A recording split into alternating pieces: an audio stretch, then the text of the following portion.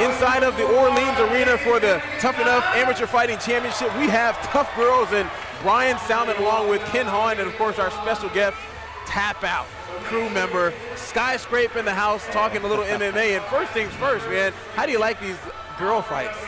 It's good, man. You know, the last fight was good. Some good technique in there, good kicks, a little groundwork, but you know, it's always good to see the girls out there mixing all their skills together.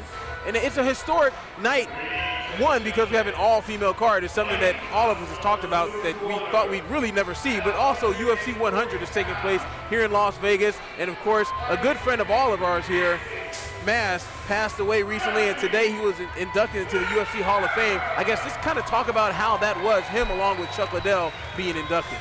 You know, I think Chuck Liddell was an obvious for the Hall of Fame. You know, he's had a great career, and not to say he's done, not to say he's going to keep fighting. We don't know. He's going to put a statement out here pretty soon. But Charles and Chuck Liddell were really close friends. You know, Chuck bought Charles a car, you know, a while back because you know credit wasn't very good, and just good friends. So for them to be inducted together, it just makes it even more special for us and I think the UFC and all the fans, man. It was great to see that many people out at that first expo.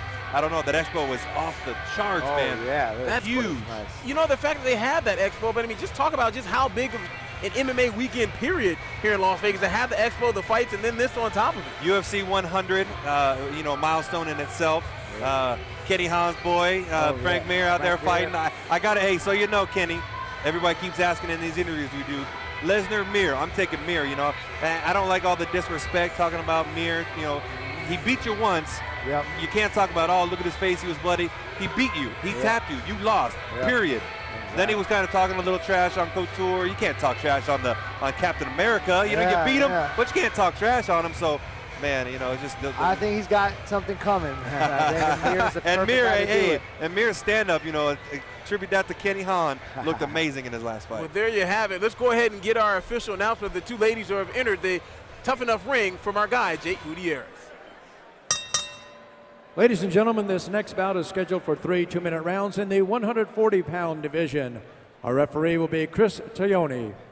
Introducing first, she fights out of the red corner. She entered the ring wearing the black with camouflage trim, and she represents Kickin' Fitness from Roanoke, Virginia. Here is Robin Hartman. Her opponent across the ring, fighting out of the blue corner, is wearing black trimmed in pink, and she represents Victory Athletics. Coming to us from Olympia, Washington, ladies and gentlemen, here is Stephanie Weber. Stephanie Weber in the black with the pink, along with Robin Hartman. I like the fact that she kept it feminine with the pink, but obviously she's going to get in there and feminine is kicking butt as well. So you only like that pink because you got the pink shirt on right now. That's okay. I got a pink phone over here, so we're even. There we go. And I like the pink TapouT shirt in Stephanie Weber's corner over there. That's something that I noticed as well. She had the TapouT. I was going to go ahead and mention that. You're getting plugs all over the place. Tuff-N-Uff loves TapouT, and TapouT loves Tuff-N-Uff. And the ladies touch gloves, and here we go. All right, both of them lip game. Stephanie Weber going for the overhand. Wow. Look at that sprawl, beautiful sprawl. I'm amazed. Everybody's transitioning so well. Right? It's come a long way. And of course, Stephanie Weber has participated in the Tuff-N-Uff Fighting Championship, Amateur Fighting Championship before, so she's not immune to the excitement, but she falls right into half guard. Yep. Robin Hartman on the bottom. She's doing a good job of controlling the posture of her opponent. Both girls 2-2 trying to get a win. One thing I have to say, the crowd inside the Orleans Arena has been absolutely magnificent through these fights. They love the action they see. Using that arm to put the elbow on the face of her opponent to try to create some distance. Looks like she's achieving this mount now. Yeah, Stephanie's definitely dominating on the top. Oh, she's still in half guard. This is a real technical battle here. I mean, or maybe brute strength. I mean, the fact that she's, you know, keeping her from locked in. Exactly. Well, that's where you want to be if you're on the bottom. If you're on the bottom, you definitely want your opponent to be locked in. You know, I like that. I like the referees when there's not much action, especially in the 2-minute round. You got to stand up. I like that. And see, again, Stephanie goes for that overhand right haymaker and ends up this time in side mount, but she'd be more well advised to throw an uppercut because her opponent is ducking right under it. She also looks a little heavier, stronger, you know? Definitely opposing Will right now. Robin, again, trying to hold on to her opponent. Maybe get a sweep. I don't think she's going to get a guillotine from that position. I've never seen that as well.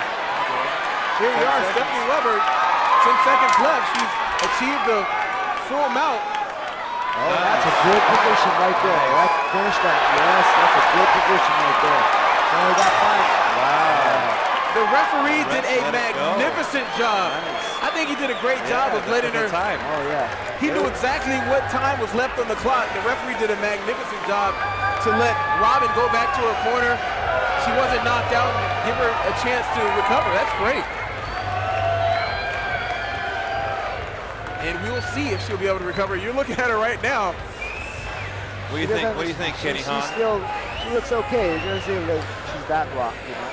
You want me to put that outfit on and go in there and do the ring girl card thing? There's definitely be a crowd. SkySkrape is definitely known for wearing jock straps and G-strings, so he may get in there and tote one of those cards. We should get him to get in there and give one of those cards. Hey, you know, Bryan, Kenny Hahn, and we go way back with Kenny Hahn. I remember years and years ago, we were boxing with Pat Miletich in the back room. Remember that? Oh yeah, that's how I got into it. He was digging bodies. Remember that? Oh man, that was great. Here we are, round number 2 between Stephanie Weber in the pink and Robin Hartman in the all black with the white. And first round we had to give it to Stephanie, and it looks like round number 2 is beginning the same way. Same kind of pattern. She's inside control and imposing will again. How about that pushing down on the head? When Stephanie was in full mount, she did a beautiful job of trapping one of the arms with her knee.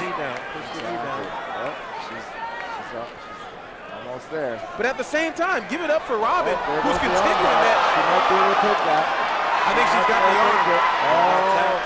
Nice. She taps out. She taps out. Skills right there. That's nice. Oh, yeah. How about the transition? Yeah. How about the transition? Stephanie Weber achieves the first submission of the evening via armbar. She was already on top. She achieved some great positioning as far as for strikes, but she finished it with a beautiful armbar, which Eddie Bravo, who's in the house, who does a lot of jiu-jitsu, will appreciate, huh? Yeah. Definitely. We've definitely seen a lot of good quality fights. I mean, transition, standing, ground, back to standing. And our guy Scrape told us earlier, I mean, he's seen some female fighting, but usually, as you said, it'll be a drunk guy, never fights like this. Take a look at the replay as Stephanie ends this fight. That's interesting. She wasn't even out of still it. out She of was the still in half half guard. guard and doing it. Look, her foot still. Yeah, technically it's still got in a half leg in guard. there. Wow. Great job by the cameraman to actually get that, and Went for it. Stephanie Weber achieves an armbar. She wins. And of course she's got the pink tap-out shirt in the corner with her The tap-out power. The tap-out power. All right, well, let's get our tap-out power to Jake Gutierrez, who has your final word. Ladies and gentlemen, this bout ends at 41 seconds of the second round. The winner by armbar submission in the blue corner, Stephanie Weber. Stephanie Weber achieves the victory via armbar in the second round. Another great fight inside the Orleans arena for the Tuff-N-Uff Amateur Fighting Championship. And wow, what can I say? We'll be right back with more fights from inside the Orleans arena.